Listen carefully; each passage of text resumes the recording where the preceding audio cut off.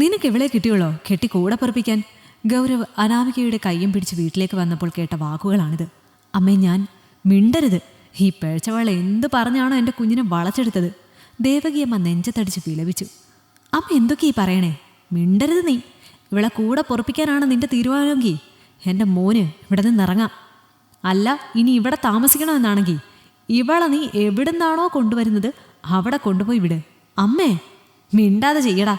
ഇതെല്ലാം മൗനമായി കേട്ട് ദേവകിയുടെ പുറകിൽ ഗൗരവിൻ്റെ അച്ഛൻ നാരായണൻ നിൽപ്പുണ്ടായിരുന്നു. ഗൗരവ് അച്ഛനെ ഒന്ന് നോക്കി. അവിടുത്തെ മൗനം അച്ഛനും അതുതന്നെയാണ് പറയാനുള്ളതെന്ന് ബോധ്യപ്പെട്ടു.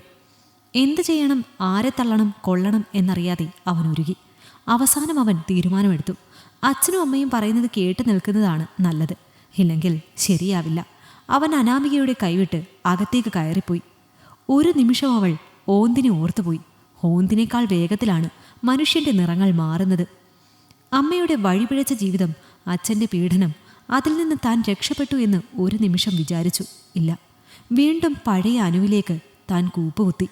ഇപ്രാവശ്യം ഒരു വേദന കൂടി പ്രാണനെപ്പോലെ സ്നേഹിച്ചവൻ ഉപേക്ഷിച്ചിരിക്കുന്നു. ഒരു പുഞ്ചിരിയാലെ അവൾ ആ പടിയിറങ്ങി.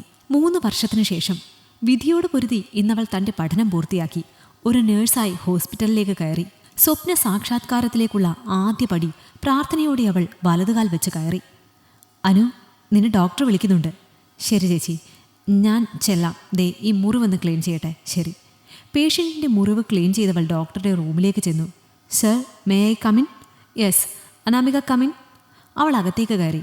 ഹാ അനു, ഇതെൻ്റെ വേണ്ടപ്പെട്ട പേഷ്യൻസാണ്, താനൊന്ന് സ്പെഷ്യലായിട്ട് നോക്കണം. ശരി സാർ. മറുപടി പറഞ്ഞവൾ നോക്കിയത് ഗൗരവിൻ്റെ അമ്മയുടെ നേരെയാണ്. ആ മുഖത്ത് പണ്ടവൾ നേരിട്ട അതേ പുച്ഛച്ചിരിയുണ്ട്. വരൂ. അവൾ അവരെ പിടിക്കാനായി ആഞ്ഞു. വേണ്ട, അവർ കൈയെടുത്ത് തടഞ്ഞു. കണ്ട പിഴച്ചവളുമാരൊന്നും എന്നെ തൊടണ്ട. മേഡം, സൂക്ഷിച്ച് സംസാരിക്കണം. ഞാൻ നിങ്ങളുടെ മരുമോളൊന്നുമല്ല, ഇവിടുത്തെ സിസ്റ്ററാണ്. ഡോക്ടറുടെ വേണ്ടപ്പെട്ടവർ ആണെന്ന് കരുതി എന്നെ ഭരിക്കാൻ വന്നേക്കരുത്. രേഷ്മേ, ദേ ഇവരെ കൊണ്ടുപോകോ. ഇനി ഞാൻ തൊട്ടിട്ട് നിങ്ങൾക്ക് തീരായി ആദ്യം വരണ്ട. അവർ ഒന്നും മിണ്ടാതെ അവളെ സൂക്ഷിച്ചു നോക്കി. 2 ആഴ്ച കഴിഞ്ഞു. അവൾക്ക് പറ്റില്ല പോലും അമ്മായിയമ്മയുടെ മലവും മൂത്രവും എടുക്കാൻ. അച്ഛനോട് ഗൗരവ് പറഞ്ഞു. അപ്പോഴും അയാൾ മൗനമായി നിന്നു. അച്ഛാ, നമുക്കൊരു ഹോം നേഴ്സിനെ വെച്ചാലോ? അല്ലെങ്കിൽ വലിയ തൊള്ളയാ. എനിക്കോ അച്ഛനോ എപ്പോഴും ലീവ് എടുത്ത് നിൽക്കാൻ പറ്റുമോ? ആലോചിക്കാം. ഇതെല്ലാം കേട്ടുകിടന്ന അവരുടെ കണ്ണുകൾ നിറഞ്ഞു. അപ്പോഴാണ് അനു റൂമിലേക്ക് കയറി വന്നത്. അവൾ BP ഒക്കെ ചെക്ക് ചെയ്ത് തിരിച്ചിറങ്ങാൻ നേരം അവർ അവളുടെ കയ്യിൽ പിടിച്ചു. എന്താ, വല്ല വിഷമവും തോന്നുന്നുണ്ടോ? അവൾ ചോദിച്ചു. അവർ ഇല്ലെന്ന് തലയാട്ടി. പിന്നെ എന്തു പറ്റി? മാപ്പ്. വിറയ്ക്കുന്ന കൈകൾ കൂപ്പി അവർ പറഞ്ഞു. ഹേയ്, അതിൻ്റെ ആവശ്യമില്ല. അവൾ അവരുടെ കൈ പിടിച്ചു പറഞ്ഞു. അവൾ ഗൗരവിൻ്റെയും അച്ഛൻ്റെയും നേരെ നോക്കി. അവരും തല കുനിച്ച് നിൽക്കുകയാണ്. മോളെ മനസ്സിലാക്കാൻ ഞങ്ങൾക്ക് അന്ന് കഴിഞ്ഞില്ല, പക്ഷേ ഇന്നിപ്പോൾ മനസ്സിലാകുന്നു. മാണിക്യത്തെയാണ് അന്ന് ഞാൻ ആട്ടിയിറക്കി വിട്ടതെന്ന്. മാപ്പ് മോളെ, മാപ്പ്. അവർ കരഞ്ഞുകൊണ്ട് പറഞ്ഞു. അധികം സ്ട്രെസ് എടുക്കരുതെന്ന് ഡോക്ടർ പറഞ്ഞില്ലേ? പിന്നെ ഇതൊക്കെ പഴയ കാര്യങ്ങളല്ലേ. എനിക്കതിൽ തീരെ വിഷമമില്ല. കഴിഞ്ഞ കാര്യങ്ങളൊക്കെ ഞാൻ മറന്നു. ഇന്ന് സന്തോഷവതിയാണ്.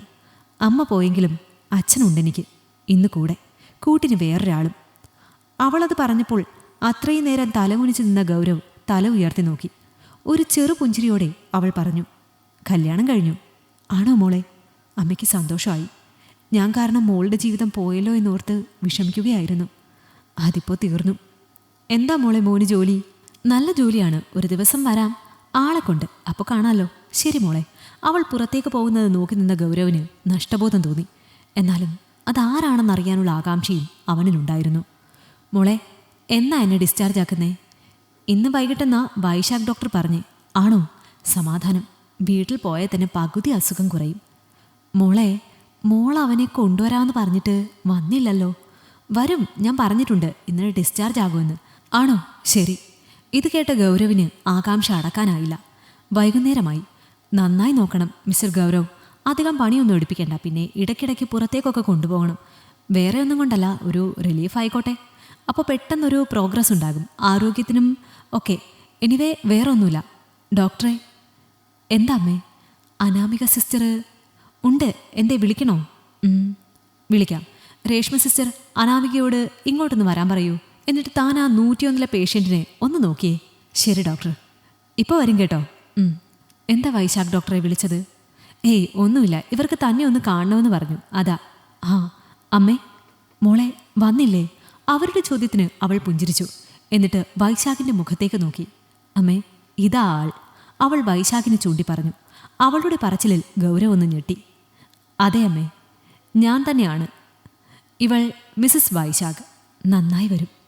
അവൾ അവരുടെ കാൽ തൊട്ട് വന്ദിച്ചു. എന്നാൽ ഞങ്ങൾ ഇറങ്ങുക. ശരി. എന്നാൽ എന്തേലും വിഷമം ഉണ്ടായാൽ ഇങ്ങോട്ട് വന്നാൽ മതി. ശരി. അവർ രണ്ടുപേരും സന്തോഷത്തോടെ നടന്നു നീങ്ങുന്നത് ഗൗരവും അച്ഛനും അമ്മയും നോക്കി നിന്നു. ഈ കഥ നിങ്ങൾക്കിഷ്ടമായെങ്കിൽ ലൈക്ക് ചെയ്യൂ. നിങ്ങളുടെ അഭിപ്രായങ്ങൾ കമന്റായി രേഖപ്പെടുത്തൂ. കൂടുതൽ കഥകൾ കേൾക്കാൻ ഈ ചാനൽ സബ്സ്ക്രൈബ് ചെയ്യൂ.